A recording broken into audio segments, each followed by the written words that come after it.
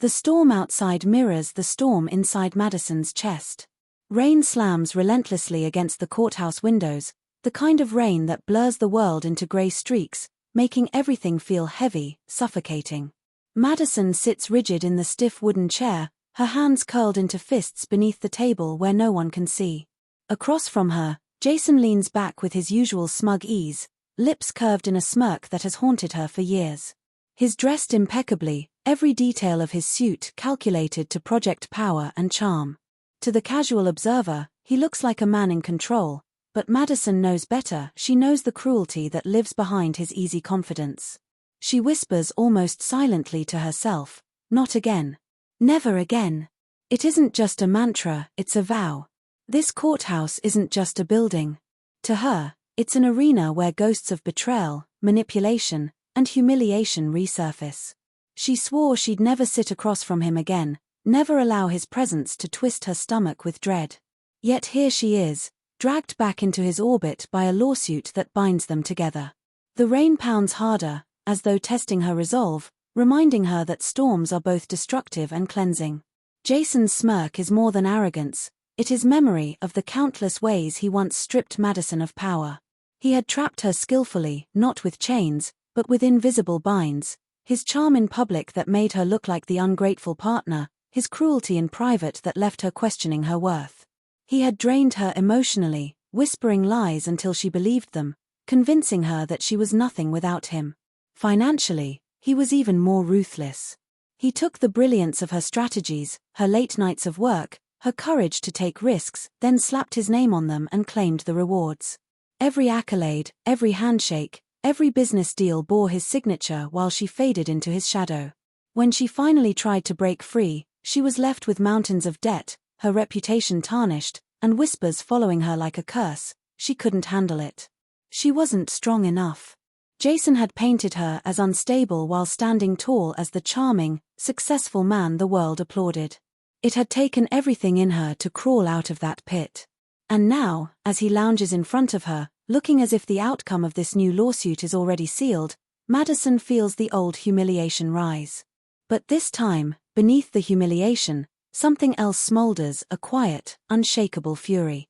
This lawsuit is more than paperwork, it's a forced reunion with her greatest tormentor. The joint business they once built is now under legal fire, and Madison's name, tied to the company, gives Jason leverage to drag her back into his world. To him, this is another chance to prove she's powerless, another stage for him to perform his superiority. But he doesn't know what has changed. Madison feels the dread. Yes, it coils tight in her chest, makes her fingers tremble when no one is watching, but buried inside is a steel he cannot see. Small details reveal it. The folder she holds is organized, evidence stacked with precision. Her posture, though tense, no longer crumples under his gaze. Her eyes, once darting to avoid his, now lock onto him with a quiet, calculating steadiness. Jason believes she is still the woman he broke, fragile and desperate. He leans into his smirk, thinking she'll falter the moment pressure mounts. But he doesn't know the truth. This time, Madison has come prepared.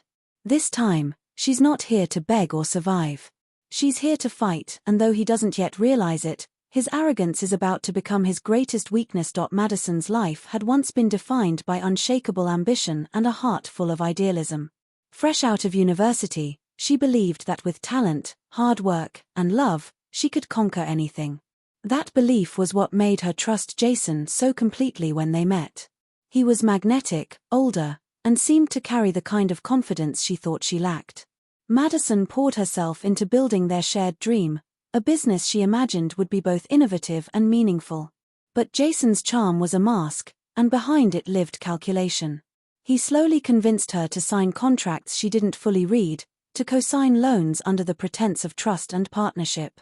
At first, she brushed aside the unease, telling herself it was normal to take risks for the person you loved. Then came the unraveling. One by one, the deals went sour, the debts piled up, and Madison discovered too late that Jason had secured his escape routes while leaving her tethered to the sinking ship. He walked away with the credit, the contacts, and a polished reputation while she was left bankrupt and humiliated. It nearly destroyed her, but through the wreckage, Madison clawed her way back to her feet. She rebuilt, alone this time, No illusions of easy love or fairytale partnerships, scarred, yes, but with a new steel inside her that Jason never expected her to have. Jason, to the outside world, is the kind of man people aspire to emulate. Polished suits, eloquent speeches, a smile that disarms suspicion before it can form. On the surface, he is the image of success, a self-made entrepreneur, sharp and endlessly confident, with the right friends in high places. But those who've brushed too close to his world know the cracks beneath the polish. Jason thrives on control, and his charm is not kindness, it is a weapon.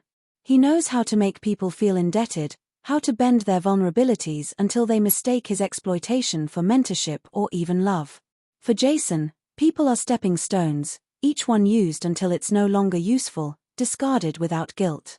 Madison was once his greatest resource, talented, creative, driven. He harnessed her brilliance until he could stand firmly on his own, then left her behind, watching her fall as if it were nothing more than collateral damage. To this day, Jason maintains the illusion of being untouchable, surrounding himself with allies who are too fearful to oppose him. His sister, Ashley, sharp and calculating, reinforces his power by smoothing over scandals, silencing dissent, and painting Madison as the bitter ex-partner. To Jason, this lawsuit is just another game to win, another opportunity to crush Madison beneath the weight of his influence. What he doesn't yet understand is that the woman sitting across from him now isn't the same girl who once signed away her future for love. Years later, Madison has built a fragile but steady sense of normalcy. Her apartment is modest but hers, paid with her own money, free from Jason's shadow. She has a small but genuine circle of friends, led by Claire, her blunt, fiercely protective confidant who never hesitates to remind Madison of her worth. Work is steady if not glamorous, a mid-level position that pays the bills and allows her to breathe without fear of debt collectors at her door. Life isn't perfect, but it is hers, and that independence is sacred. Then the lawsuit comes, threatening to unravel the fragile stability she's worked so hard to preserve. The court battle forces her back into Jason's orbit, where his charisma and allies loom like predators circling prey. Among them is Ashley, who whispers poison in ears and ensures Jason's narrative dominates public perception. Yet Madison is not alone this time. She has Daniel, a quiet but determined lawyer who sees her as more than a case file. Unlike others, he believes in her even when she doubts herself and offers not just legal support, but a kind of steady faith she hasn't felt. The stage is set, Madison's past collides with her present, Jason's shadow stretches dangerously close to consuming her again, and the people around them prepare for a fight that is as much about truth and survival as it is about business. Madison stands at the edge of war, scarred, afraid, but no longer defenseless. The courtroom air is thick with formality, yet for Madison, it feels suffocating, every breath tighter than the last. She sits stiffly at the defendant's table, eyes flicking to the stack of documents the judge has just referenced. At first, she doesn't understand what she's looking at, then her blood runs cold. The signature at the bottom of the contract is hers, her name scrawled in familiar loops, but she knows, with bone-deep certainty, that she never signed that paper. Jason had done it. Years ago, he had forged her signature to bind her to a disastrous business deal, one that collapsed under his reckless decisions. The revelation is devastating because it changes everything. Legally, she's tethered to a failed company, its debts now chains fastened to her name. The betrayal is not only financial, it is personal, a violation of trust so cruel it echoes every manipulation he ever pulled. Madison feels the walls of the courthouse closing in, every eye in the room pressing judgment upon her as if she were complicit in her own destruction. Her heart slams against her ribs as she grips the table, fighting the urge to crumble. She remembers the late nights she spent rebuilding her life brick by fragile brick, the sacrifices she made to claw back her dignity, and now it feels as though Jason has found a way to unravel it all with one forged stroke of a pen. The storm outside rattles the courthouse windows, as though the world itself is bearing witness to her nightmare. The recess is called, and Jason wastes no time closing the distance. He leans in, his cologne sharp, his smirk practiced to perfection. His voice is low, poisonous, meant only for her ears. I told you, Mads. You'll never escape me. You were always just useful. The words slice deeper than any gavel's strike, reopening wounds she thought had long scarred over. To him, she was never a partner, Never a person, only a resource to be drained, discarded, and tethered to his schemes whenever convenient. His whisper carries triumph, a certainty that she will crumble just as she did before. Madison feels her body betray her, trembling, her vision blurring as hot tears sting her eyes. The courthouse hallway becomes a tunnel of echoes, Jason's voice chasing her with every step as she storms out. She bursts through the courthouse doors into the rain, the downpour washing over her like a cruel reminder of her helplessness. For a moment, she breaks, her sobs mingling with the storm, the weight of betrayal pressing so hard it threatens to crush her completely. Every part of her screams to run, to disappear, to let go of the fragile stability she has built and simply escape. The temptation to surrender is overwhelming, because fighting him feels impossible, like punching at shadows that always reform. Yet even as her knees buckle beneath the weight of despair, she knows deep down that surrendering now would mean allowing Jason's chains to bind her forever. It is Daniel who finds her outside, soaked and trembling, her resolve unraveling in the storm. He doesn't speak at first, simply offering the steadiness of his presence, an anchor in her chaos. When she finally lifts her tear-streaked face, ready to admit defeat, he interrupts softly but firmly. If you walk away, he wins again. You don't have to fight like him. You just have to fight smarter. The words land differently than Jason's poison, they don't cut, they build. In Daniel's gaze, there is no judgment, only belief, a kind of faith she doesn't yet have in herself. Madison's chest heaves, her tears slowing as his words echo through her mind. Fight smarter. Not with Jason's cruelty, not with his manipulation, but with her truth, her evidence, and her unbroken will. She straightens slowly, the rain dripping from her hair, her spine stiffening as the decision settles inside her like iron. She will not let Jason destroy her a second time. She cannot undo the past, cannot erase the forged signature or the years he stole, but she can choose now to stand, to fight, to reclaim the pieces of herself he tried to break. It will cost her time, money, maybe even more pain, but the cost of silence, of surrender, is far greater. For the first time since the hearing began, Madison feels something stir beneath the dread, not fear, but fire. She whispers to herself again, but now the words are different, not again. Never again. Jason escalates the war with the precision of a man who has spent years perfecting cruelty masked as charm. He knows Madison's vulnerabilities and exploits them without hesitation. First come the whispers in the press, carefully leaked stories that cast her as unstable, difficult, and untrustworthy. Headlines surface questioning her credibility, framing her not as a victim of fraud but as a bitter ex-partner out for revenge. Colleagues at her workplace glance sideways, their whispers tightening the air around her. Jason doesn't stop there, he calls her employer directly, speaking with smooth authority, planting seeds of doubt about her reliability. His words are veiled with just enough concern to sound credible, making Madison look like a liability. Then, as though orchestrating a cruel symphony, he turns his charm on her landlord, subtly suggesting that she may struggle to keep up with rent during the lawsuit. The pressure begins to close in from every side: home, work, and public reputation, leaving Madison cornered. Jason thrives on this dance, confident that she will fold under the weight of social suffocation. To the world, he remains the golden figure, generous and successful. To Madison, he is once again the shadow trying to strip her of safety, dignity, and sanity. For Madison, the weight of Jason's manipulations is suffocating. Doubt seeps into her bones like a slow poison. Old traumas she thought she had buried begin to resurface, the nights she stayed awake calculating debts she could never repay, the mornings she forced herself to smile through humiliation, the endless cycle of believing his promises only to watch them unravel into betrayal. His words echo in her head, convincing her she was weak, unworthy, incapable of standing on her own.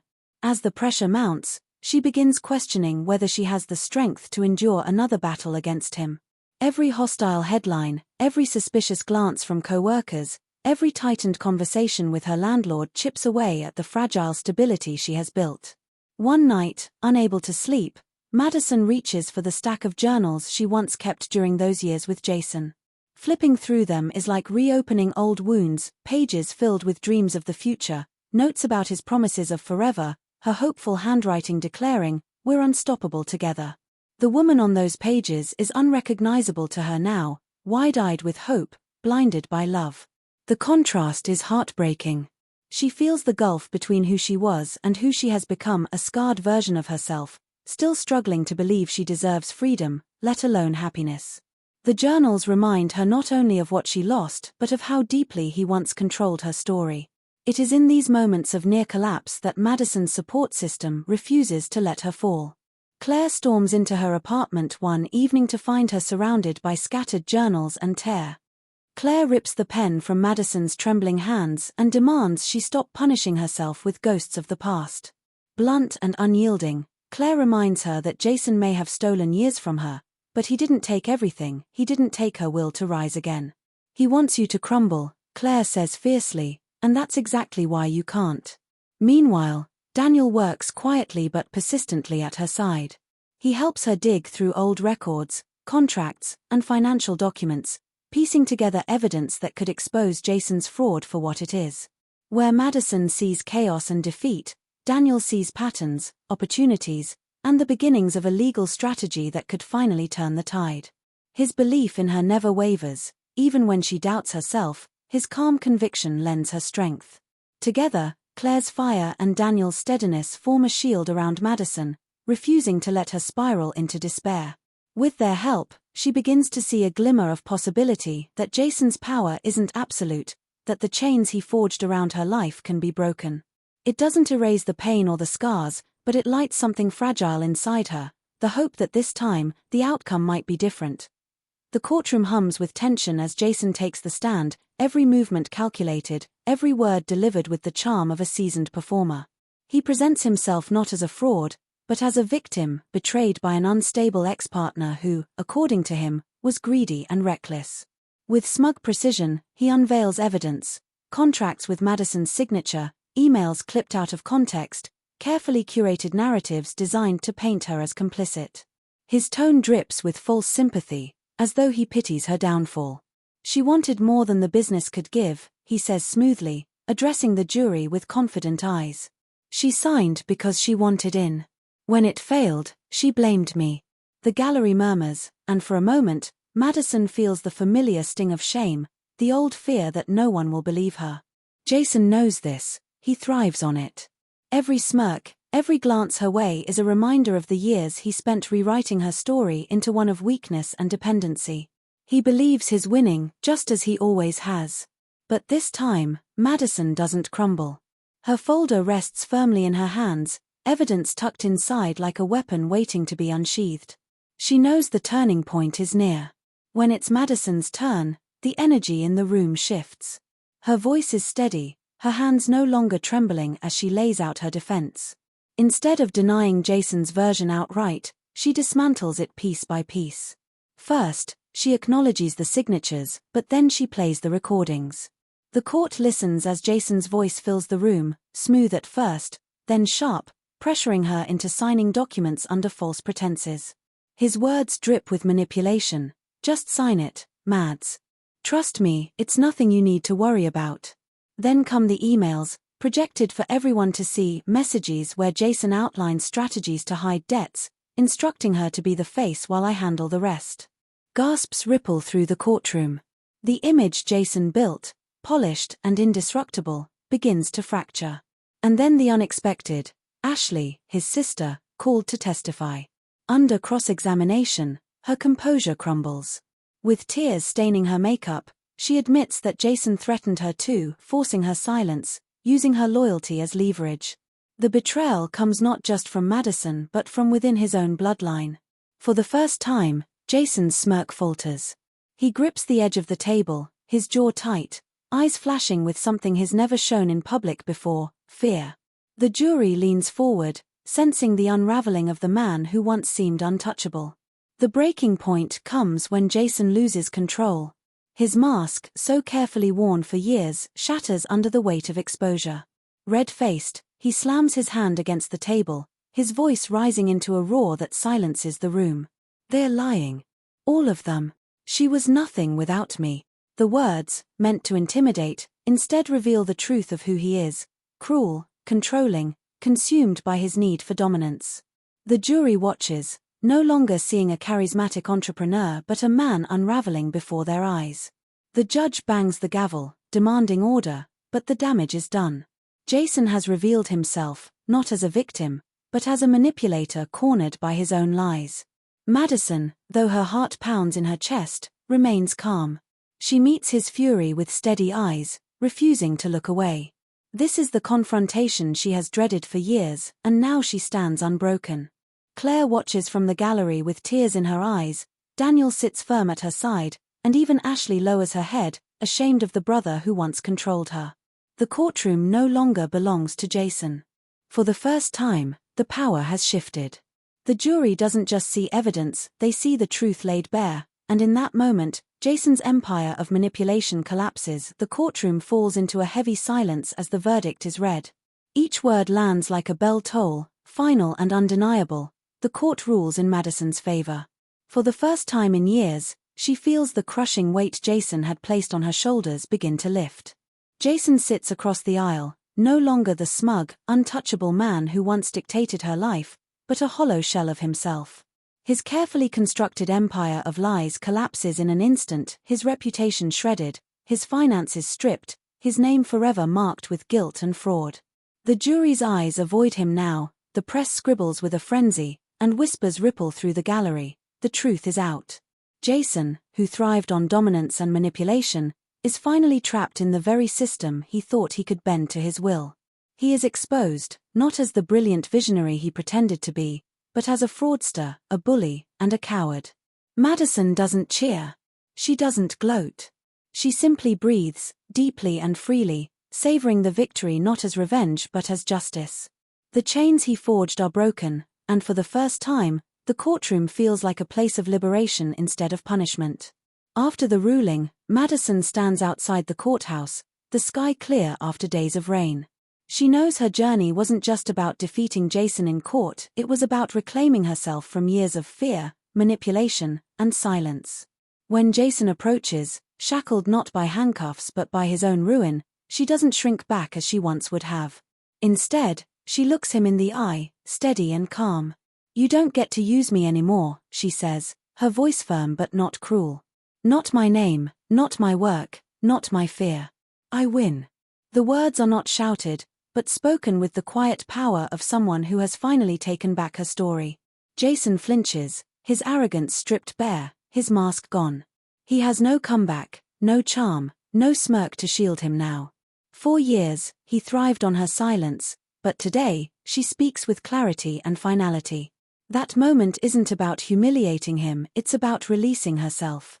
Madison realizes she no longer carries his weight. She isn't defined by what he did to her, but by how she chose to rise from it.